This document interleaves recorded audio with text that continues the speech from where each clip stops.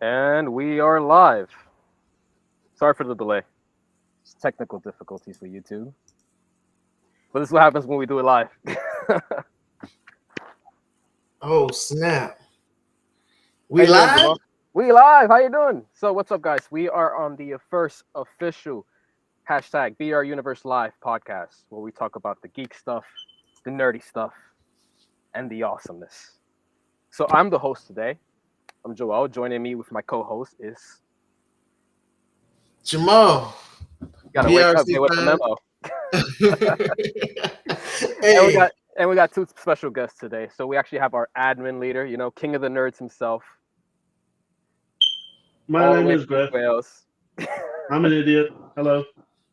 Hey, we And- gotta start with these delays, guys. We gotta be on point. Isaac, we hoping you save us. You gotta hold us down.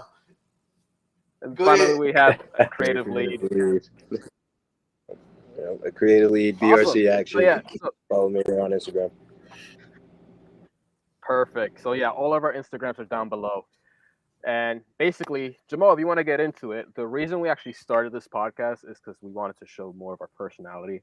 Like, we talk a lot behind the scenes.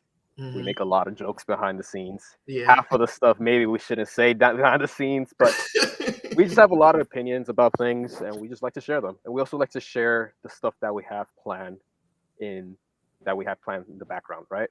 Like we have a lot of stuff planned with crossovers that we can't really share, and we're like, fuck, can't share. Especially me, like I post everything to the point I have to like hold myself back. So that's kind of like the reason we did this, and it's gonna be like once or twice a month thing. It's not gonna be weekly.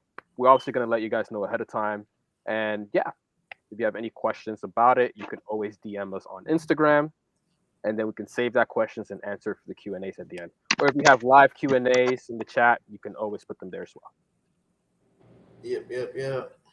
So going about that, so just to start this out, Gruff, what is BRC to you? Like, what's that story about? How do we started? Because I know me and you started a long time ago, but I wanted to get Years ago at this point. Yeah. I believe we officially started BRC 2 years ago. And when we Around this time this summer, right? Yeah, around this time this summer, 2 years ago. We started with the name The Expanse. And then as we grew and kind of developed a little bit, we changed over to Broken Reality Comics. And BRC just happened to fly off the tongue and it fit a little bit better. We started purely on the basis of we wanted to do a crossover between two IPs. Between Joel's The Alpha series and my Legend series. We realized there was a few kind of overlapping ideas that kind of fit to do a crossover. And then from there, then we developed, as at the time it was called The Expanse, when it became a umbrella kind of domain where our friends, so Jamal, Isaac, Ricky, Ed, a few other creators, could potentially sell their book and kind of gain a little bit more profit back off selling the digital books. Because as most creators know, selling them through bigger sites, they take a bigger commission. So we went from crossover potential to business model of selling books to now we're doing a whole expanded universe and everything is canon to each other, and we took 5 different publishers and we dissolved everything to become one big publisher, and it's kind of become a monster at this point. Yeah, like I say, looking back at it, when we first started, Arrow, who's not here, is our web developer and RT lead. Like, we started from literally nothing. Like, we just had a really cool idea. Everything was had a from foundation scratch. for that idea, but we built everything from scratch. Like the website, we had to figure it out. We had to figure out the payment processes for the website for like we could buy books, and then the instant transactions behind it. Like, there was so much cool stuff in the background. And on top of that, I think the really cool thing was the demand that it had, especially when we did the Expanse one, and how that kickstarted like almost did $1,000 in a day. Yeah. That was on the first day. Yeah, I was like, what? Like, I remember we were so under projecting. We're like, okay, let's just try to break even. Let's market this here and there. We have enough time for it. And then, in a day. For the first Kickstarter, we set the goal as $500 just to pay for the shipping, because the book had already been paid for. We paid for it ourselves. Right. Yeah. And we thought, okay, maybe in the first week we'll hit the $500. But yeah, the first day we hit grand, and that kind of I think that kind of boosted everyone's confidence a little bit. Yeah, We can do it. definitely. It did. We had a lot of fun doing it. The trailers were fun. I had a blast doing them and just sharing them. From there, we actually pivot to the merch store, which is up. Our Redbubble is on our Instagram, so you guys should check that out for some cool merch and ideas. We're starting small, but we're gonna branch out to more cooler stuff later on. Mm-hmm. So all your favorite series, all your favorite characters are in that store. So check that out when you can. And the new BRC Times is up. So we have a newsletter, a monthly newsletter that is up, run by this man down here to my bottom, Jamal Charles. Oh yeah. And yeah, with that, it gives you more like behind the scenes sneak peek looks at the stuff that we're working on. On top of that, it's almost like it exists within the BR universe itself. Yes. But it's breaking more full, which is super cool. So it's like extra content, extra images, cool announcements before we announce them on Instagram or any social platform. So yeah, if you guys are interested in that, it is on our website, brokenrealities.com. Just put your email, subscribe, you get a monthly newsletter. It's pretty cool. It's free. And you want to talk about your account real quick, Jamal? Yeah, BRC so time? with the newsletter, like you said, it's gonna be basically breaking down a lot of the background stuff. So events you might see in books, characters you might not have seen in other books, even side characters, villains, everything you could think of BRC related. That newsletter is gonna kind of break down who they are, what they do, how good they are at this point in their book, and it, of course, all our heroes are developing. They're not finished developing yet and getting to that badass state. So you're going to see that growth within those pages of that newsletter. So definitely, I urge you, check out the newsletter. It will become a collector's item at one point, I'm telling you. But as far as my page, it's to carry that on, bring that even more to life. Like, I'm really trying to take BR universe and kind of paint that picture. Like, every day something is going on. Like, that's my mode. That's gonna be my pusher. I'm gonna try and get you guys into that BR universe as much as possible, thinking 2 or 3 posts a day, so I can really lay it out for you guys, and you guys can see what we got envisioned for y'all in the future. Or at least, man, you should be a motivational speaker. Now, so that being said, we actually did drop a phase 1 ad on Instagram that shows the 2023-2024 releases. The ones for this year are solid. The ones for next year are still a little flexible because obviously this is indie comics, and the comic book industry, everything changes on the fly. But we do have a special trailer to show you guys for the phase 1 lineup for 2023 and 2024. Check this out.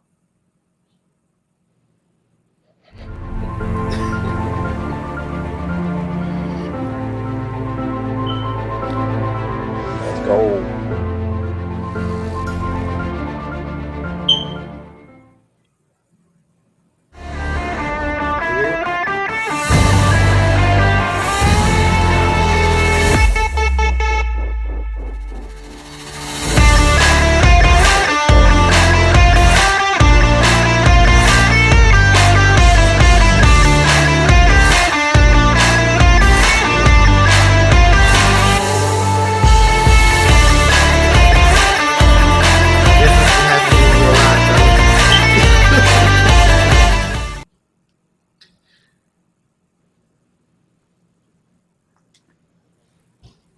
Pretty sick.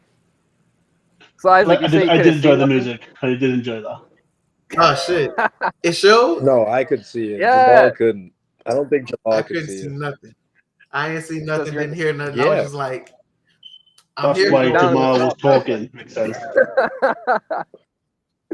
So, for those that you guys don't know, that's kind of our lineup for this year and next year. And starting off that lineup, we actually have a summer release with our next website update, but it is coming real soon. Shout out to Arrow, who's working really hard on the back end and fixing things around it. But we actually have Shadow number 2 and Dragonfly Sentinels under 2 coming out as a summer release. And I believe both of those were Kickstarter exclusives. So now you can get the chance to get it if you didn't get the Kickstarter. And we actually have the creator of the Shadow series with us. This guy right here in the bottom, right there. Mr. Isaac Lyle himself. What can we expect? What is the Shadow series, and what can we expect with Shadow number 2? Shadow is it's pretty much a basic vigilante story. The only aspect that kind of sets it apart is um, the exoskeleton technology we use, and I think that's something that we're kind of priding ourselves on now in the BR universe is kind of our technologies and certain aspects around our characters. But Shadow number 2 picks up after the events of Shadow number 1. You start to see Shadow getting more hands-on approach. If you read the events of Shadow number 1, there's kind of a cliffhanger there to where things start to pick up. You see him more hands-on, fighting more villains, taking on more of a vigilante role instead of the detective role as he took in number 1. So it's pretty much just a high-flying, high-action story about a vigilante who's pretty much trying to protect the streets of Chicago from all the corruption that is brought on by the events of the Bruniverse. That's like, so we all pretty much read Shadow number 1. It was great. It was a great introduction to what you're trying to do without doing the whole origin story, which I always like. Right. So what's something that we can expect for issue 2? Like, we kind of ended that issue 1 on a cliffhanger. So what's more or less, without spoiling, what can we expect? Any teases for issue 2? Any plans you got that you can say? I'm not trying to put you on the spot, but I am at the same time. Yeah, I know you're good. You're good. No, you'll definitely see a lot more action. I'm pretty sure. I want to say like 80% of the book is action at this point, and that'll continue on for number 3. I'm like my form of writing is mostly action based. If you guys are going to see with other projects that I've been involved with, you'll see kind of my style of writing. It's just more action packed. You'll see a little bit of um, let's just call them advancements with some characters, and kind of it's not spoiling much, but you'll kind of see Shadow kind of adopting this leadership role, kind of a leadership role and a teammate role going forward here. So I thought that was a pretty cool aspect to him instead of being just the lone wolf vigilante, that does all his things by himself. You're starting to see him working with people and forming relationships as well. Yeah, I always did appreciate that with when I read Shadow number 1, it was just action off the get go, but it's just not like punching and like 24 pages of punching someone. It had story behind it, and I always appreciate it when like writers have that nice blend of like storytelling, but then they're not a slow burner, right? Like it's not a whole Right. issue 1, and it's not someone Yeah, throwing a you're single not punch. sitting there on your edge of your seat the whole time waiting like, is it here? Is it here? No, it's And not there. Right. I think like I could be wrong, but like I always enjoy books that had a little bit more action in them, but not too much. But over the slow burner ones, like Spider-Man 1, when like he didn't get his powers till like the 3rd issue, right? Like I feel Right. like it's one of those things where like you just lose the reader as you go. So you kind of, especially now with the amount of competition that there is in indie comics, you have to grab them like this. It's not just the cool Right. marketing. Yeah. It's not just the cool trailers and the cool cover. Like if Mhm. the book is good, it's good, right? So that's ultimately Right. what's going to keep them going for the next series and next series, which is kind of like Right. what we're Yeah. trying to do, right? Yeah, it's a hard balance, definitely in the indie community. You don't like with these giant IPs and stuff like Spider-Man and Batman. You can release an origin story, 40 different origin stories, tell them different ways. But with us, you want to capture the audience right away to your IP and your character to get them involved right away. So you have to have that. I thought, those flashy moments. Shadow was, like you said, it was kind of an origin story, kind of not. He's established already, so you're kind of seeing him, what I say, become the Shadow, but he's already been the vigilante. He's already been a vigilante. Yeah. Yeah, I just appreciate like how indie comics is just so different, right? That's why we're here. Like Gruff says it every time. Our motto for our company is to promote diversity the right way. I don't know if you want to dive into that, Gruff. Kind of like what we're trying to do is actually, let's have you talk about it. Let's talk about the submissions. Well, What's the big man plan behind that? Let's Let's let go. the big man So, talk. so so you guys have been, some of you have known me for years at this point, and you've heard me prattle away.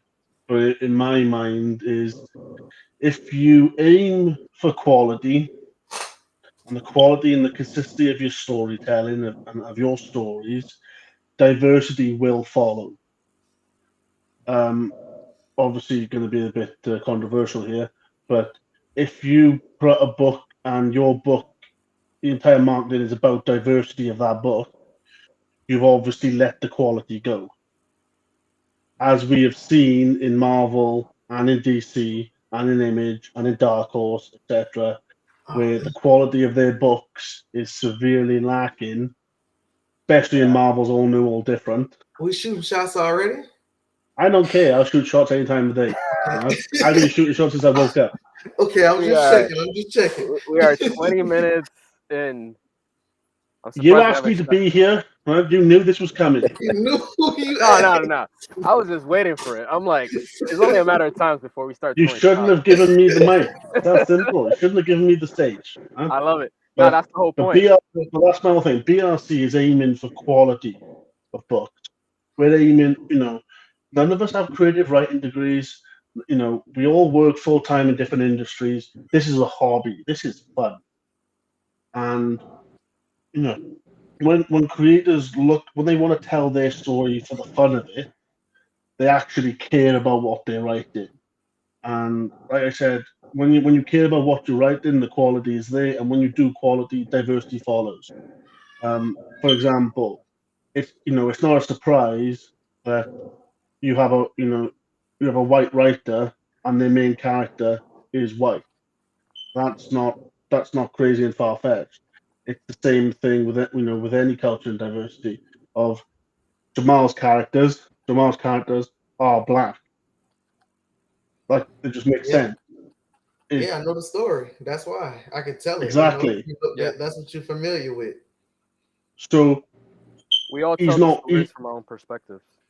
basically, and using Jamal as an example, he's not he's not concentrating and trying to sell his stories of everything is about race, everything is about culture, everything is about diversity. He's aiming it towards, well, the story's good. Read the story. Story's quality. It's consistent. It makes sense. So, like I said, when you concentrate on what you want to do and you're passionate about it, diversity will follow later. It just comes with it as a sidecut. So BRC is all about putting out quality and making sure everything is diverse in doing so. Yeah, like to continue that, sound a bit controversial as well. Like, I think that's where Marvel and DC dropped the ball, right? Like they're trying to promote all of this diversity, which is great, right? The X-Men did it in the '60s, but they did it It's amazing. phenomenally, right? Why the X-Men succeeded in the '60s, but then what they're doing now is not working, is because in the '60s they put the story first, right? People resonated with that story. Well, that's the controversial part. Yeah. The controversial part is like I said, when you aim for diversity and your market and your whole speech is about diversity and you want everyone to know that it's diverse, you're lacking and you're letting go of the quality and the consistency of your story and your characters. Because nobody actually has a problem with diversity. Yeah. We can have if both. people don't, you can have both. It's easy. You can have your cake and eat it. What people don't like is for you to say, "Hey, read this comic because this comic is about a Chinese person," and but it's a superhero comic, and then you pick it up, and it has nothing to do with being a superhero. It has everything to do with being Chinese. You're sitting there going, "Well, it's a superhero comic. Why would I care about just a random Chinese guy? Why would I care about a random white guy? Why would I care about a random man? Why would I care about a random woman?" You're there for the superhero aspect of it, or you're there for the horror aspect of it, or whatever genre you pick up. Yeah. And that's the controversial part. People fail to realize that guys, you can have diversity and you can have good quality stories. Yeah, to pivot on that, like I just enjoy like how in this community, like in this Instagram community alone, like we have like hundreds and hundreds of creators, if not thousands. They all have like a different idea. Some more than others. Some are more similar to like what's already established, which is fine, right? The idea is you take whatever's done and you make it better, but you realize how different it is depending on the creator and how their input and their perspectives and their views impact the story, and you can actually see that when you read it. Like you see the work behind it. Like it's not just like this polished thing, and that's what I kind of like about the indie community. It's a little bit more grunge. Like you see a lot of more work in it. Like people roll their sleeves a little more, and you can kind of resonate that when you read their books. And that's why, like me personally, I like to talk to them, get the ideas from them, and vice versa, and be like, "Hey, what do you think of this? What do you think of that?" Like promote this culture, and that's kind of what we're trying to do with BRC as well. And that's kind of like the origins, I want to say, behind this guy right here, King of the Nerds, master plan to create a shared universe, right? Like Yep. it literally started with just us having a conversation. I'm like, yo, what if we combine this?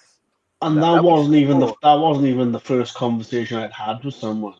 I remember me and Jamal talking a Mhm. good few years ago about it potentially being an idea that we could do.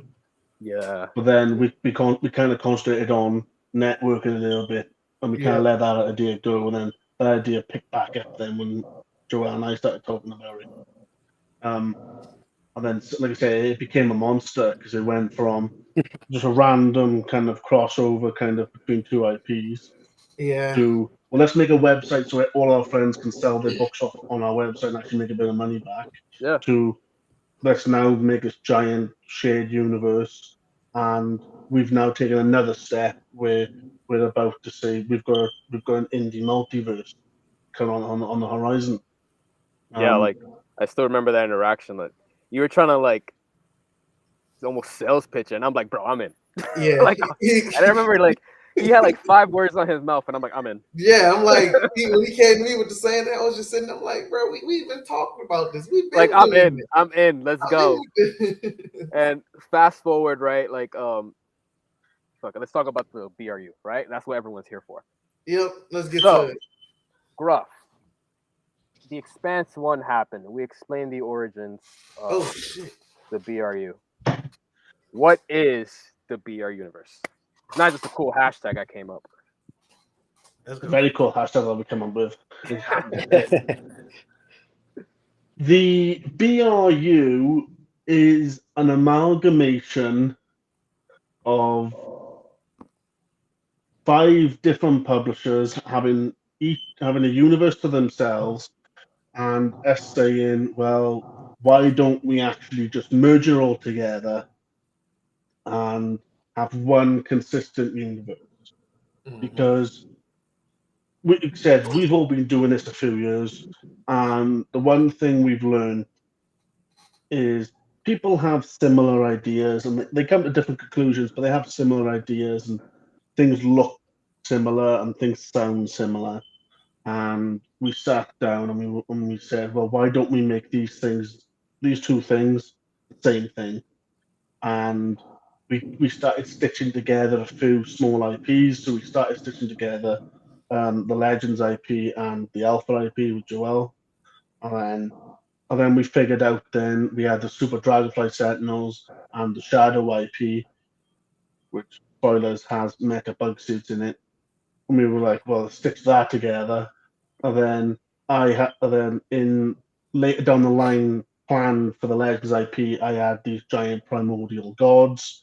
And Ricky's Chaos Theory IP had this giant primordial god that you see in issue 1. You see her head, and they've excavated it. And I was like, well, let's stitch that together. And then suddenly, then we've got this giant Frankenstein of a universe that we've put together. So we decided to do a multi-part series called Broken Realities. Issue 1 was originally called The Expanse before we rebranded, which is one we were talking about the Kickstarter. Yeah. Our success on there. Where we needed a story that basically announced to the world that our 5 universes have now become one universe. So it's actually Ricky's primordial god that you see in Chaos Theory is the main character in that first book. and surprise, surprise, it ends with her death. That's why she's in the ground. For Ricky's ready for Ricky's story. Kill off Rick's character like that, like god damn. Ricky's gonna be like, come on, man. Yeah, I'm not even The book's been out for how long? Come on. The book's been out for how long? To be fair, like bodies. we it's an Instagram. We spoil that thing. Yeah, we've spoiled that thing. Everyone knows how it went with But her it's a death. cool fight. We got Atlas throwing It's a very cool planet. fight. We're throwing planets at her. Bro, I remember the thumbnail. You're like, I want Atlas to throw a planet. And I'm drawing the thumbnail for shout out to Val and B, which is our creative team. The artists and colors behind their books. And I'm like, you want me to do a thumbnail for it? Like, fucking do it. And I'm like, just bowling ball a planet, and then just Val and B brings it to life. And I'm like, yo, shit, that's fucking It is basically his arms are piston, do you know what I mean? And he, like I said, he grabs his hand and he picks up the scale of the character, grabs the character, and then just pumps it towards her. That's my smacks favorite straight part in of the that first book of BR1. Kind of show the scale of the primordial gods, of the bigger than planet. Like, Don't worry, guys. Galactus ain't got nothing on them. Galactus and the Celestials ain't got nothing on them. Do you know what I mean? Because I shot at Marvel. I don't care. I don't care. You knew it was coming. I don't like Marvel. I don't care. He's cooking. So this. Let him cook. Let him cook. Yeah, let him cook. You knew this was coming. This is what you. The audience can't see the notes that you two have wrote where it literally says Griff goes off on a tangent. You two knew this was going to happen. I read it. Now, this is my point. So the BRU is this. It says this giant amalgamation, basically, of 5 different universes all becoming one, and the Expanse issue 1, now rebranded as Broken Realities issue 1, is basically just an intro to say this is how the universe starts. You've got the giant primordial gods fighting, and then it shows then later down the line of where all of our IPs now exist in this bubble. Is that good enough for you now? That was great. That was great. We just needed the more angry Welsh guy. Right. I'm trying to be quiet. People at home. I'm trying to be quiet.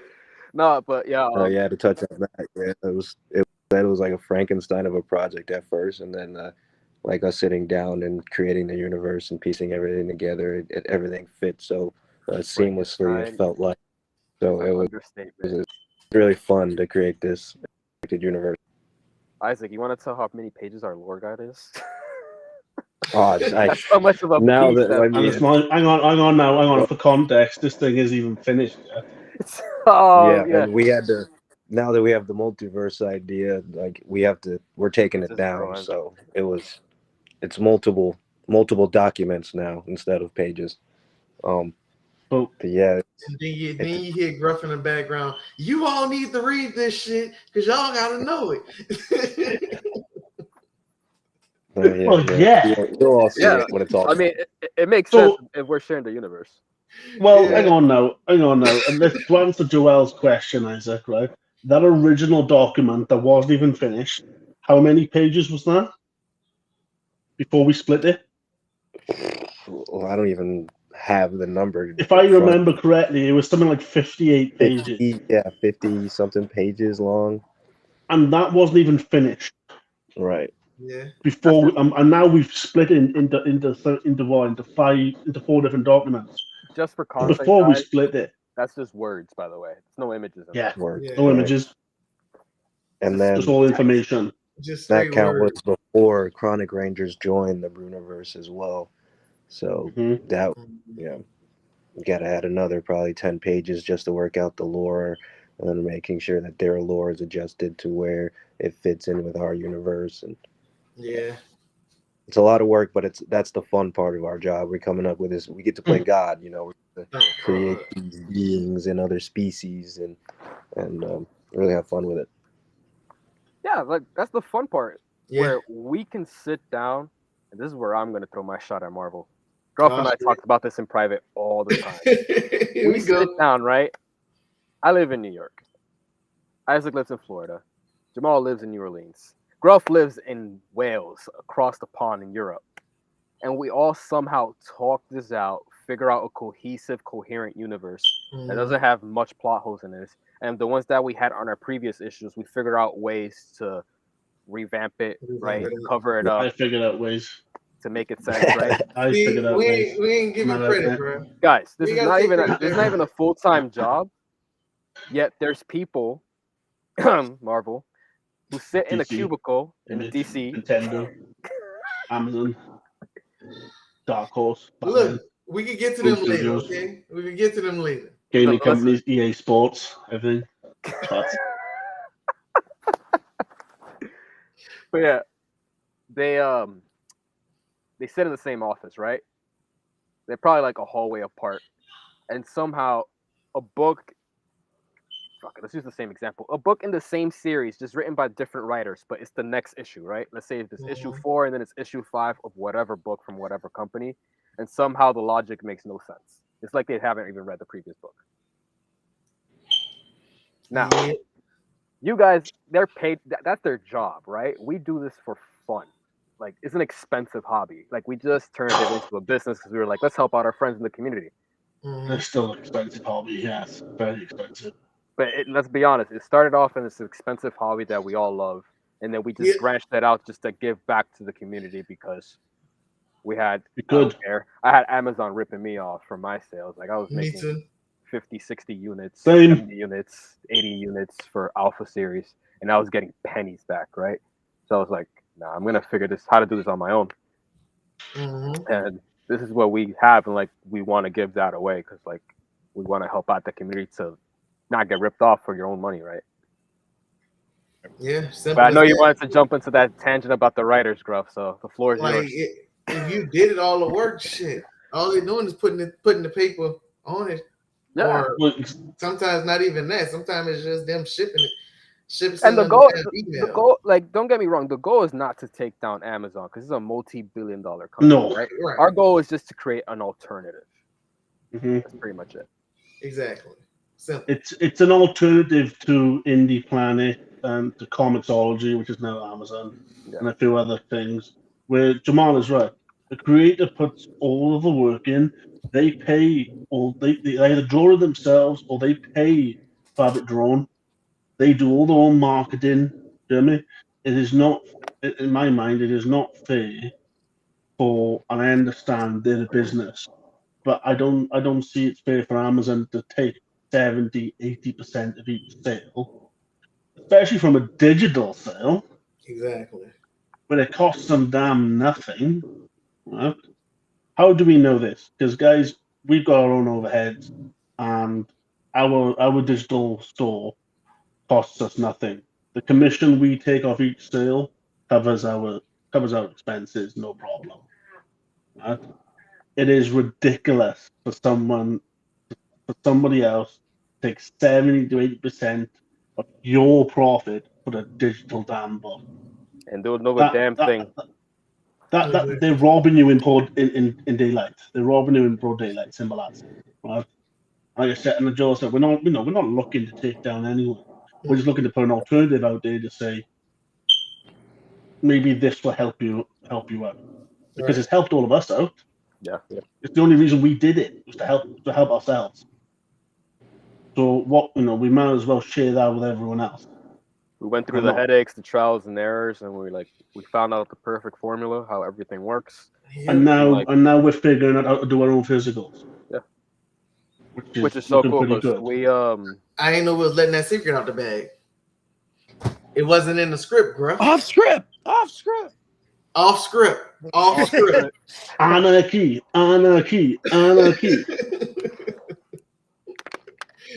Okay. But, hey, it's not my podcast. It's all of ours. This is the part where we start ranting. Yeah, pretty much.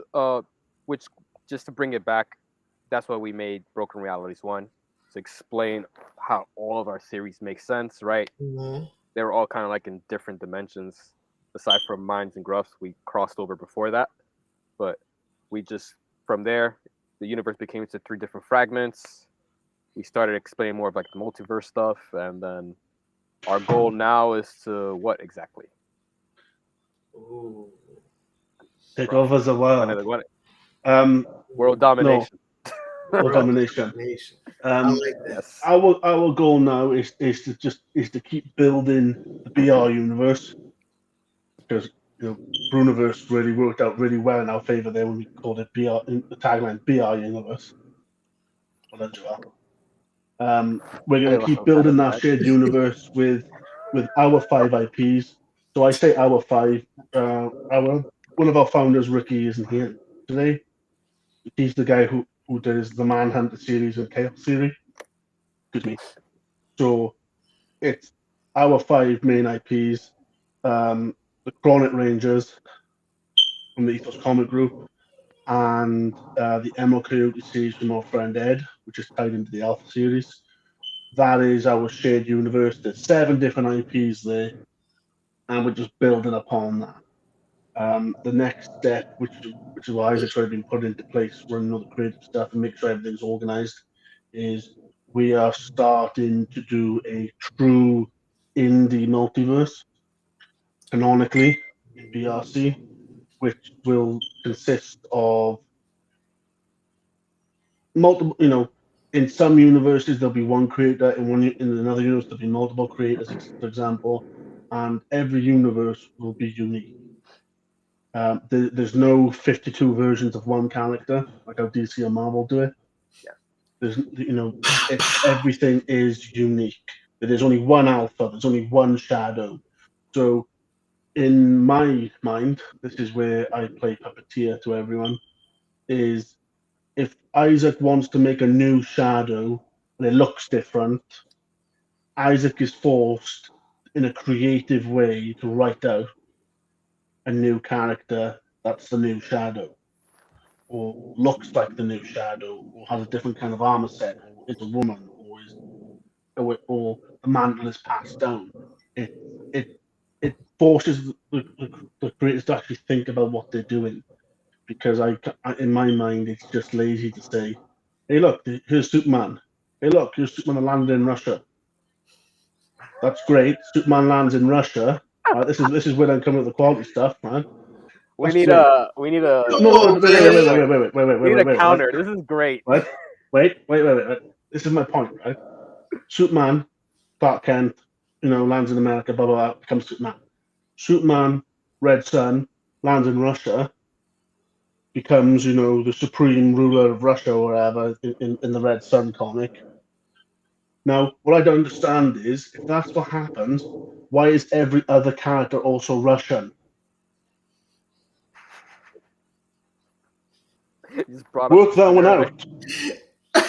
How is Batman now Russian? Because Superman landed in Russia. Because it looked doesn't make sense. Because it looked cool. To me, that's lazy.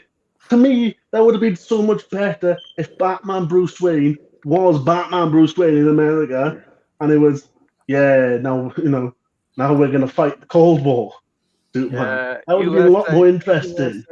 But no, they made Superior Man to go against Superman, and I was like, this is boring. This isn't interesting. This isn't fun.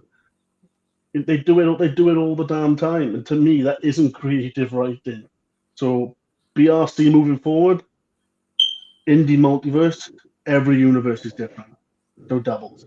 Yeah, the real challenge behind that, especially when we first started with the core universe, right?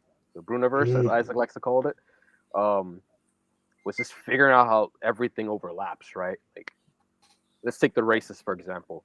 I have enhanced humans. Jamal has enhanced humans. Gruff has enhanced humans. Isaac has enhanced humans.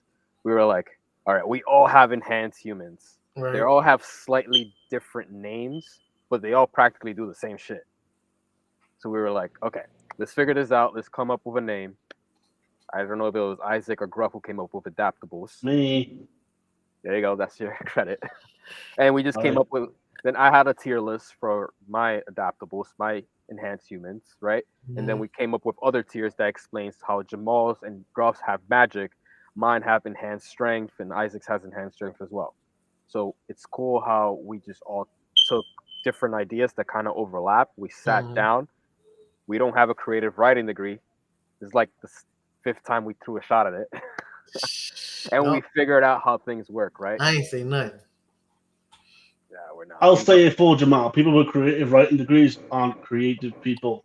I ain't say nothing. Ooh. Let's move on, man. We You don't need one. I don't need one. It's a You don't need time one. issue, so let's get it. I ain't playing with Gruff. I told y'all in the beginning. Yeah, you're playing Gruff, I'm politician now. not today. Nope. Howard. Mm-mm. Until the Flash topic comes up. I'm waiting for that. Yeah, I think that's what a lot of people were waiting for. So yeah, fuck it. Let's transition. So this is the part where we talk about our pop culture stuff, right? Talk about the things that are the geek stuff, the nerdy stuff, the awesome stuff, right? This part that all of our The virgin stuff. Yeah. yeah, Wow. except we all have Wow. families almost. We'll ignore the fact that these two have kids. I got 2 kids. Ooh. Don't give me multiple. I just have 2. 2 and no more. 2. This one's the third one. Broken Reality Comics. It's expensive too. This one is a headache. How about that? How about the that? problem child. It's like a fifth way marriage Right. gone wrong. You're all acting like you guys have got it tough when I'm the person that organizes everything. How do you think I feel? I've got grey hairs coming on. You've been that way. Even when you love. You like those kind of agreements. He likes to argue. Yeah.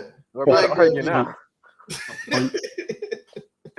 But yeah, Before we no, jump in there, transition. though, I think I got to jump off here, fellas. If you guys want to continue on with the pop culture talk, All right. I'm running out I'll of time. catch you later, Isaac. see you, Yeah, bro. hey, BRC Read his action eight. channel number 2 coming out this summer, guys. BRUNIVERSE. Glad to be here, guys. You guys, let me know what you guys are doing later. We can talk some more nerd stuff or something. Awesome. Great to know. Sounds good. Appreciate you guys having me. You too. Later. Later, bro. See ya. Gruff, I told you when we first started this, you was gonna run Isaac off. Look at this shit.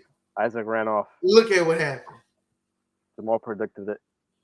I knew it was Got to gonna move on happen. to your pop culture stuff so I can leave. We got Nostradamus in here. Shucks. So this Come is on, the let's part do your where pop culture. yeah, Let's this do is the your part bit. where Come on. we release all of our inner nerdy stuff. So, topic of conversation: the Flash movie's coming out probably like when next week. Yeah, next week. You guys can go first. See, I'll let Jamal go Quietly. first. Isaac, look, this ain't gonna go well. I'm pre-warning everybody.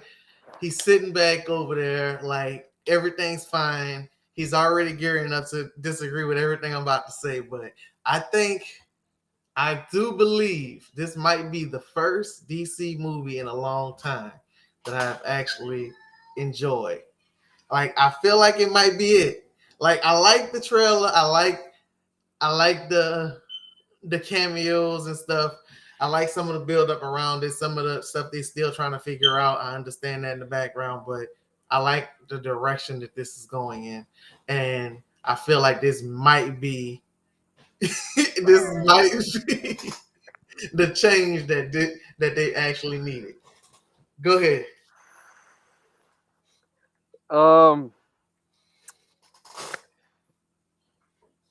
Where do I start on the At the Flash? beginning. So, I have this love-hate relationship with it right now, right? The concept that they had behind it with Flashpoint, I was like, oh shit, just reanimate the animated movie into live action. Count me in. I was the first one saying, I was defending it. Then I saw the trailer, and then I was like, all right, I like it. I'm not too excited, but then I saw Michael Keaton as Batman. I was like, okay, I dig it. We have 2 Batmans. And then kind of seeing now the last few trailers, how it's not going to be the 2 different Batmans. It's not going to be, Thomas Wayne and Bruce Wayne. It's literally Bruce Wayne twice. I'm like, okay, whatever, I'll live with that. My excitement went a little down. It looks cool. Like, I like what they did with the ring and the effects. Don't get me wrong, the visuals always look good. The story, I was going to be one of those, I'll just wait and see. I don't want to shit on it. I don't want to praise it because I don't know. It might be good. I have a feeling it's going to be one of those that's just going to be like a glick. But in terms of like the actual comic lore, where we're all gonna sit down talk about the story, I envision a lot of plot holes in it because apparently that's the one that's gonna reset the whole DCU. Right. So I don't know if by that logic is Ezra Miller gonna be in James Gunn's Flash or not. I just, since this restart and everything, I just blotted out everything else I knew. It's this first. This the first for me. Go ahead, girl. Shoot it down. Go ahead. I'm waiting. Right. Let's go. Trigger warning. Let's get this out of the way, right? Okay. As they know, I'm a pessimistic person. Right? Now, we all know that this is a Flashpoint movie. They haven't called it Flashpoint. They were going to call it Flashpoint, and they changed it to The Flash because they're rebooting everything.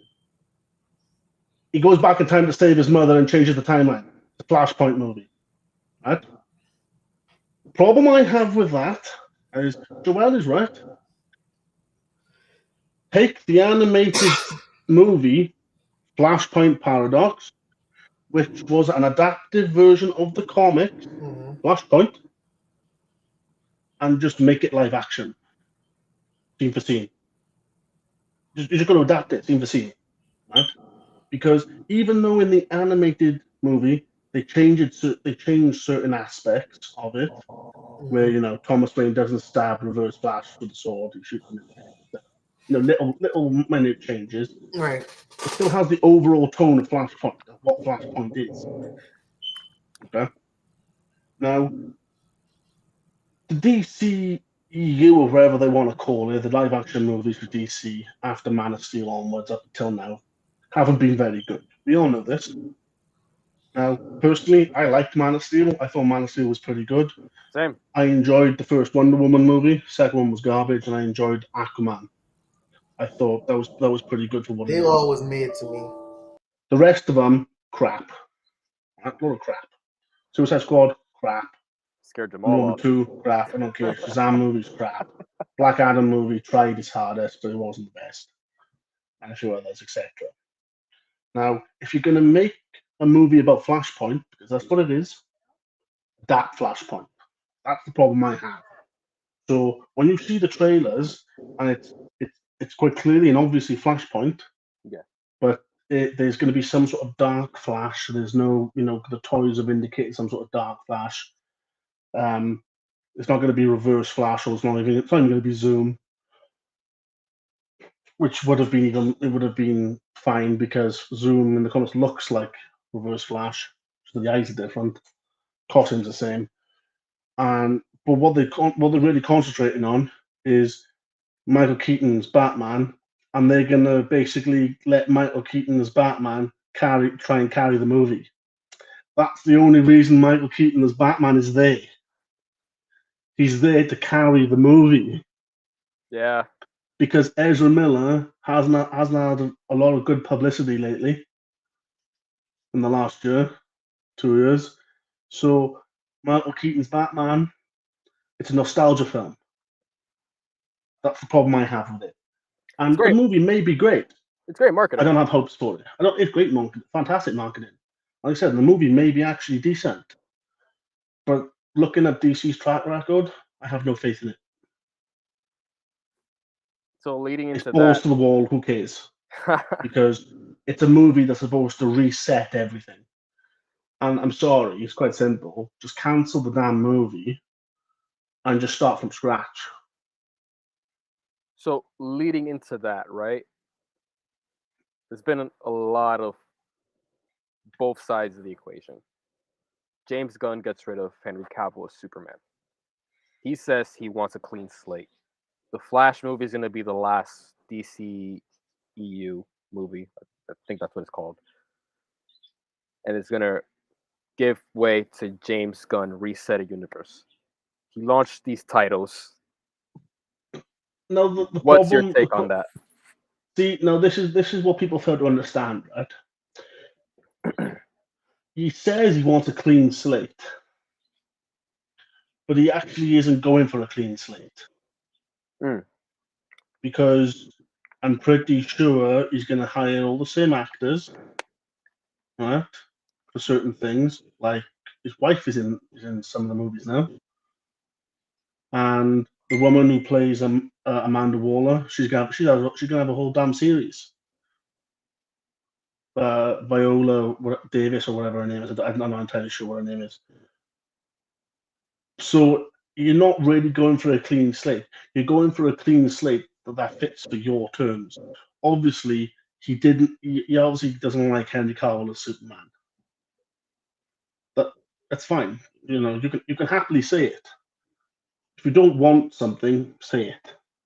Don't beat around the bush and say I want a clean slate. Because if you want a clean slate, that means you've got to get rid of everything.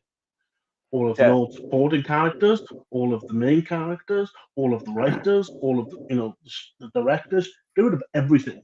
Start fresh. That's what clean slate means. Yeah, that was my take because I was like, I saw what he had planned. So Jason Momoa is still Aquaman. For now. It looks like Ezra Miller's still going to be the Flash. For now. For now. You got Supergirl. I think she's going to James Gunn. That's a different timeline. Different timeline. This is where it gets all fucking mixed up, right? So apparently Blue Beetle is going to be the first. The Blue Beetle is going to be the first one in the clean slate after the Flash movie, apparently. Jamal texted you. You can't get back in. He got kicked out. But this is my point. It's like, where do you what does clean slate mean to you? Because to me, clean slate means clean slate. You go back to the drawing board. Everything, actors, supporting characters, directors, writers, concept artists, everything. Get rid of them. Start fresh. That's what clean slate means. You don't get to say you want a clean slate and pick and choose what you want to keep. So I think he's just trolling a little bit, right? Obviously, we know there's beef. I don't know what's going on because obviously we know there's beef with like Dwayne Johnson's Black Adam, and like Dwayne Johnson had some sort of beef with Gunn or DC in general, where they said that Dwayne Johnson wanted to be him and Henry Cavill Superman with the flagships of the DC Universe, things like that. Which, to be perfectly honest, I wouldn't have had a problem with. Yeah, it makes sense. I've seen that speculation. Like they have that plan, and it was anticipated since before Black Adam came out. The Rock was saying it, Henry Cavill was saying it. Like they're gonna get it. They're gonna fight. They teased it in Shazam. Oh, Superman's gonna get involved in that. So I was like, oh, they're gonna do Superman Shazam with Black Adam. That's the direction. I'm like, okay, that makes sense. That would have been amazing. That would have been a far better Shazam 2 film than what we got, which is Fury of the Gods, which was crap. Like, imagine it was Superman, Shazam versus Black Adam, and it's Dwayne Johnson versus Zachary Levi and Henry Cavill. That would have been great. People would have eaten that up. It's believable as well.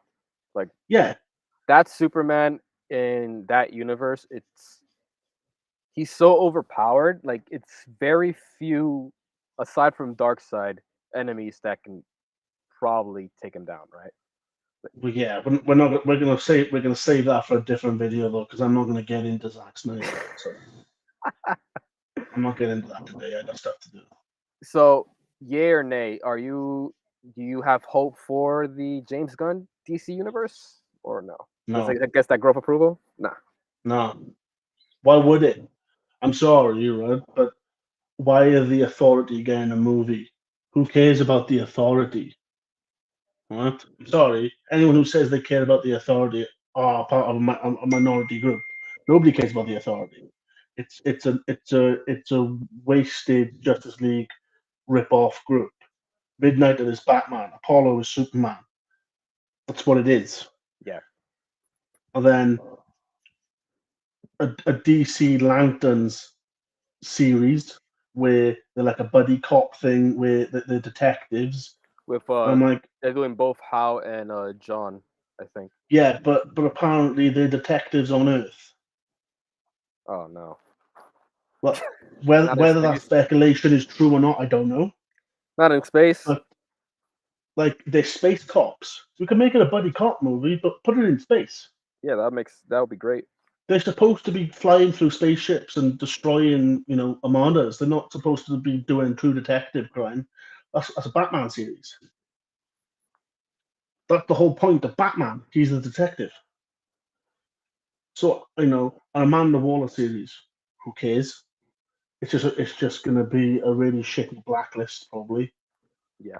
where they'll have some kind of D-list villain show up here and there, and a few of her characters just kill him, or arrest them and put them in a prison.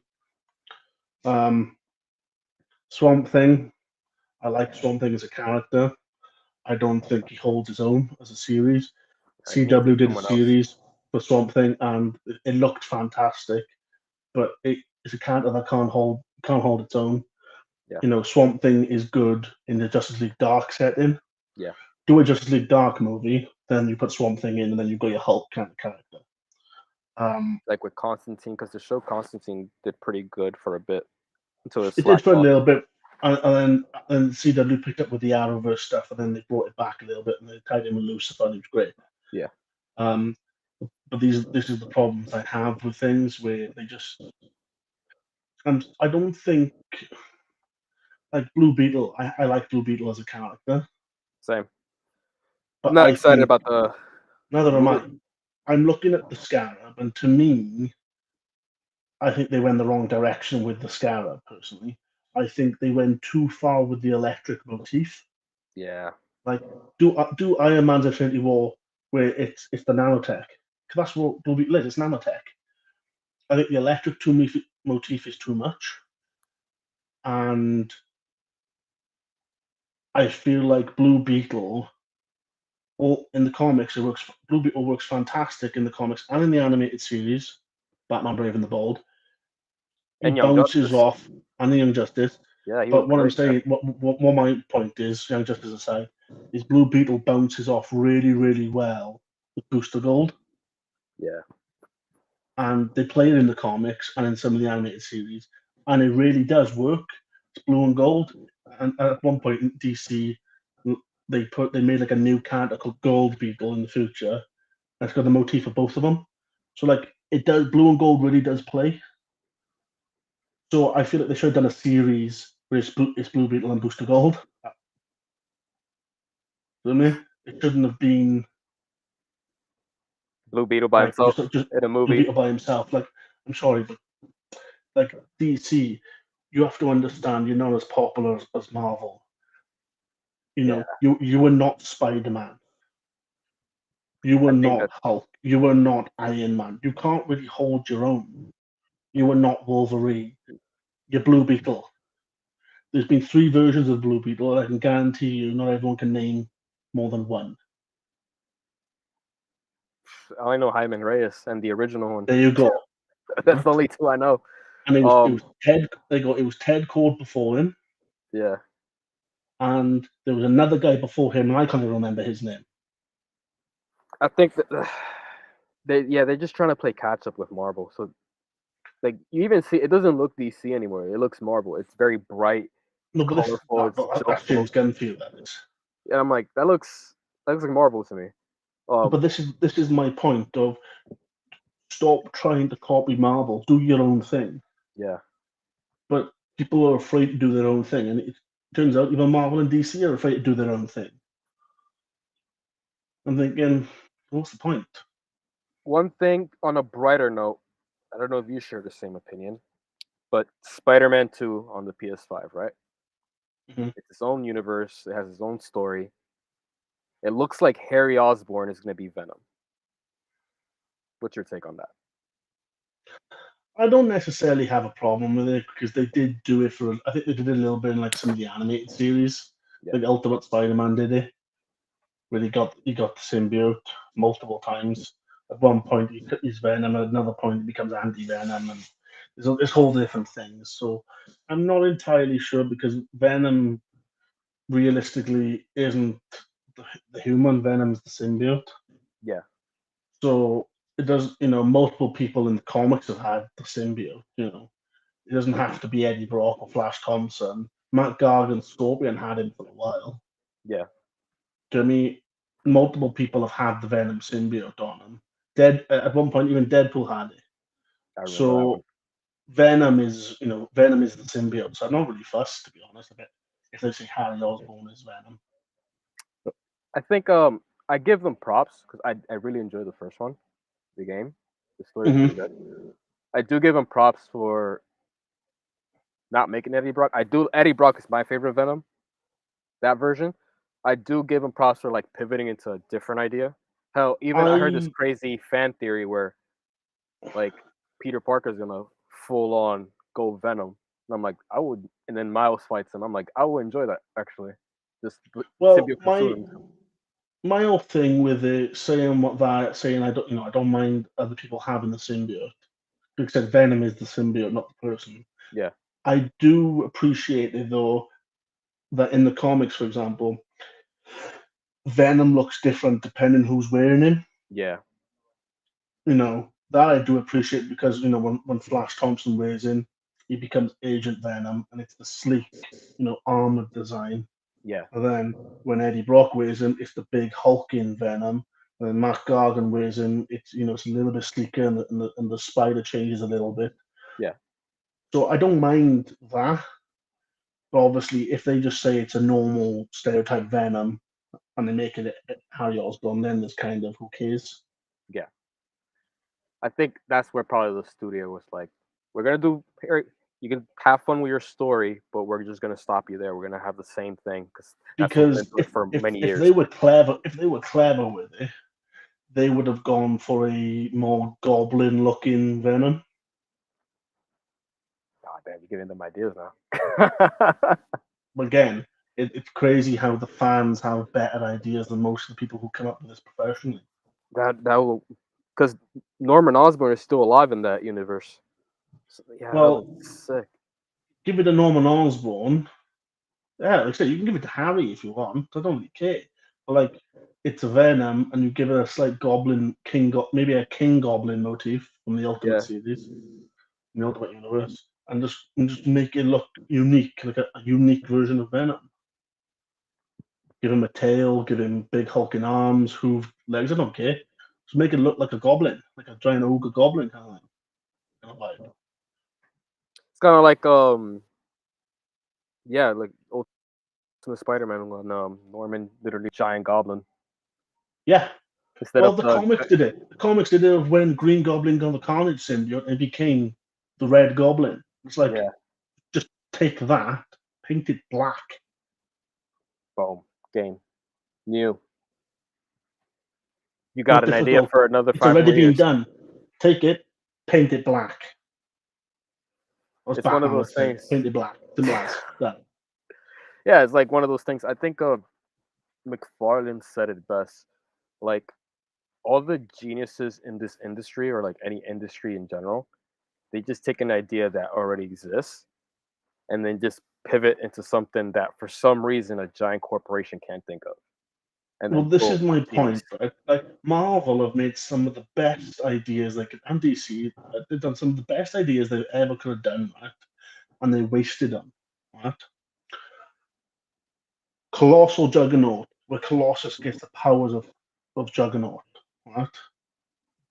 He's already unstoppable and super strength, etc. But he also got the Colossus armored skin.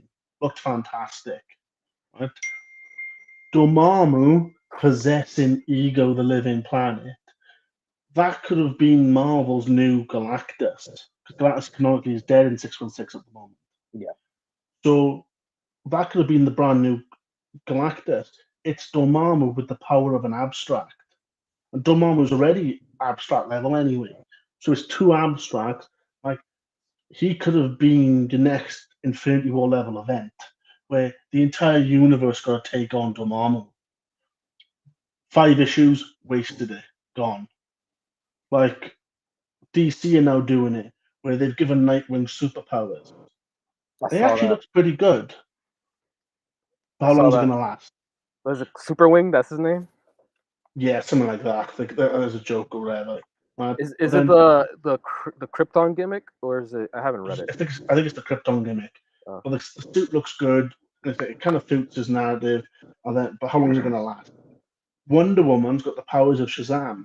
That works perfectly. She's the daughter of fucking Zeus. But again, how long is it gonna last? Not long. But yeah, It's gonna last as long as they killed Superman. yeah, pretty much Every other time. a week. Wake and then bring them back to life. But it looks like Jamal had some technical difficulties logging back in. But that's pretty much what we had for today. Because honestly, I'm gonna keep it real for the audience that's gonna rewatch this. We can go for hours talking about this stuff. How it doesn't make sense, dissect it, and then like, let's add this. But that's kind of like a pivot of what we're trying to do. If you guys enjoy this, you can always subscribe into our channel. You can always follow us on Instagram. He's BRC Fantasy. I'm Broken Reality Comics. Jamal is BRC_Times. Isaac is BRC Action. We also have BRC Horror with Ricky. And that's kind of like how we pivot to different series in each area on Instagram for marketing, because we have a lot of series and we have a lot of characters. Like we said, we have 50 pages of lore guide that we're trying to explain slowly. Not even finished. It's not even finished. And we're just trying to give you the bits of it. But yeah, any last things? Any sneak peeks you want to give to the audience? Or we're going to wait that one out? Read the Supersonic Chronic Rangers when it comes out, because it's actually a really fun book and a really fun series to read. Whether you like Power Rangers or not, it's a parody of the tokusatsu kind of genre. Whether you like to smoke weed or not, read it just because it's funny. I don't smoke pot. I think it's hilarious. It's a really good twist to a book, to a series. Yeah, I gotta give them props. We've done the Kickstarter. That's been successful. The book will officially be releasing next April, 4/20, because why not? For marketing, you can thank him for that. He handles all the marketing stuff for BRC. I just handle all the schemes. That was the ones they put Snoop Dogg in the trailer. But no, it's so cool how that's all I can say at the moment. Yeah, it's cool how they went from an MS Paint kind of sort of setup to official comic book, and still the other original Tiny Tokes is still ongoing. Yeah, and it's pretty good, and you can see like each issue is getting better to the point I kind of like that style behind it. It kind of fits the narrative. And then this new version is like a revamp, like the story. We haven't changed the story. All we've done is given it a facelift. Yeah, but that's the next thing. We also have Shadow 2, Dragonfly Sentinels 2 coming out sometime this summer. I will be dropping the release date on that once we get the website up. And yeah, this is the first episode of the BR Universe Live, where we just talk about a bunch of crazy shit. On top of that, we talk about the insides of our company and the insides of the series and trying to give more personality into what we're trying to do. Now, if you guys like this, like I said earlier, subscribe to the channel, follow us on Instagram. Hope to see you guys soon.